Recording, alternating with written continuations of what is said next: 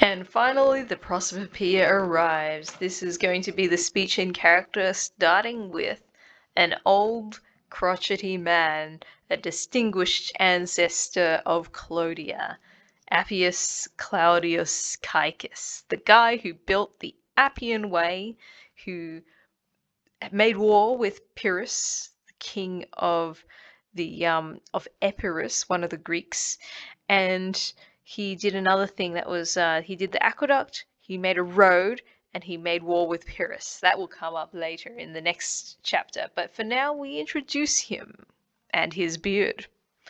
Sed tamen ex ipsa quaeram prius utrum me secum severe et graviter et prisce agere malet. An remisse et leniter et urbane. We're setting up a contrast between two manners of speaking, two attitudes to have to people.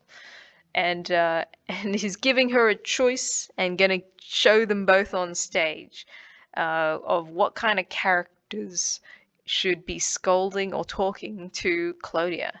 But however, from that woman, I will seek out, or I will ask first whether she prefers me to deal with, to act with her, to deal with her in a harsh and serious and ancient kind of way, or in a relaxed and gentle and sophisticated way, urbane, literally in a city kind of way, urbs being city. Which way should I act? In a harsh, serious, and old-fashioned way, or should I be more relaxed and gentle and fashionable? Si illo austero more et modo, aliquis mihi ab inferis excitandus est, ex barbatis illis, non hac barbula, qua ista delectatur, sed illa horrida, quam in statuis antiquis atque imaginibus videmus. Oh, I love the bits about bids. If in that austere manner and mode, so if she wants me to act in that austere manner and mode, let someone has to be excited up, needs to be summoned up for me. I'm gonna say well, get someone summoned up from for me from the dead, from the land of the dead, from the underworld. Ex barbatis illis, from out of those bearded ones. Illis barbatis, those bearded ones. Non hac barbula, not with this little beard. Little beard, you could translate that as goatee or something. Tiny little beard, by which that woman, is delighted. Little beards were all the rage at this point. They were fashionable. They were urbanus. They were urbane, sophisticated. Not with this little beard, which that woman is very keen on. What a gossipy point, someone's taste in beards. Said illa horrida, but with that shaggy, horrida, yeah, that's good, sorry, I just got interrupted. With that shaggy beard, which we see in ancient statues and in imagines. There's no good translation for imagines. Just like the busts of the ancestors that you put in your home and they stare into the hallway forever, judging you. Next generation, how will you live up to the standards of your ancestors? It's statue busts of family members from older times in your house.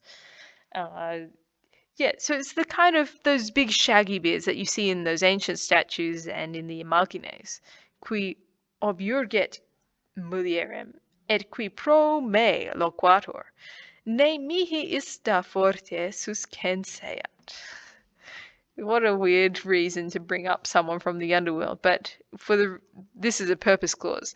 I want to let's summon someone from the underworld has to be excited, who may like the purpose for him to scold the woman, and who is to speak in place of me, because it's not my place to tell off this woman, but it would be his to speak in place of me, so that that woman by chance may not get mad at me, may not get angry at me.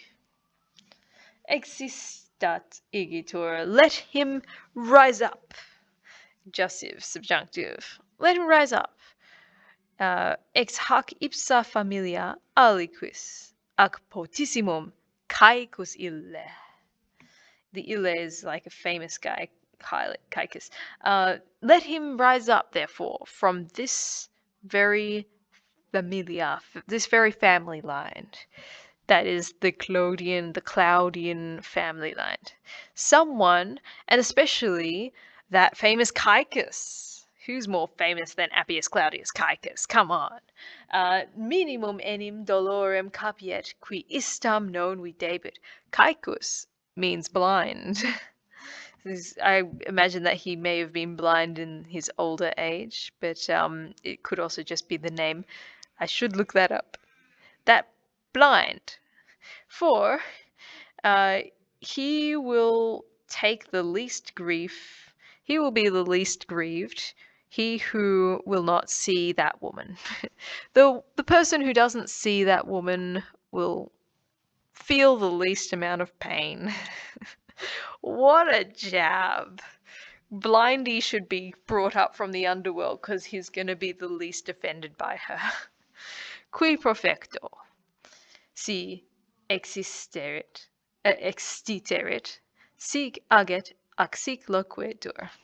He, that qui is connecting relative, he certainly, if he arises, if he emerges, will act and speak like this.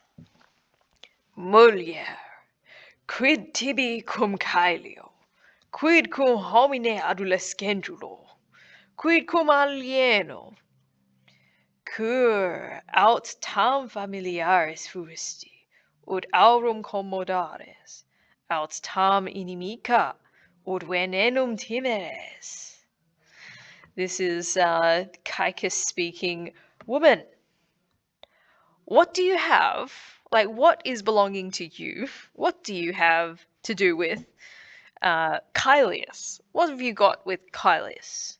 With a little young, with a man who is like a little adolescent. Adolescens is adolescent, and adolescentus is a diminutive form of the word for adolescent.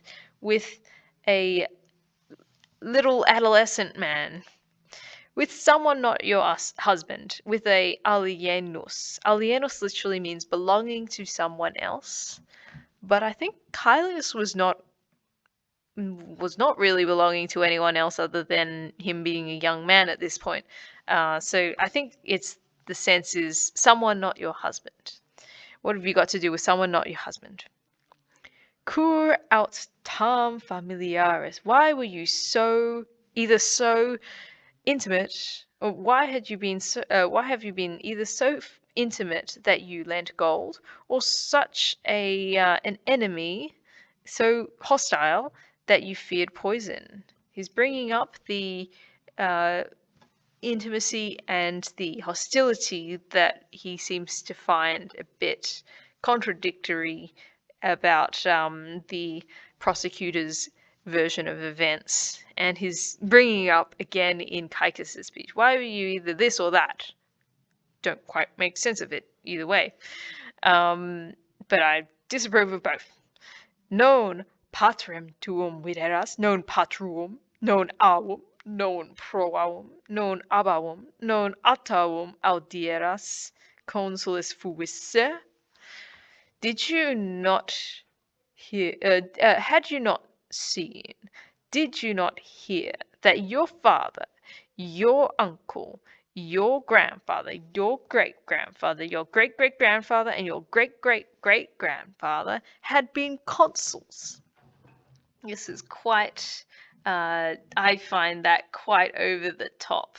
Characterization of Caius, I find, is he definitely has some exaggerated, the an exaggerated quality by having so many of the ancestors listed explicitly. That was unnecessarily long. Maybe it's showing how concerned he is about the family's reputation, the honor and legacy of the family. Um, I love that bit. Just translating it and keeping track of the great great greats is fun. We'll come in next time with chapter 34.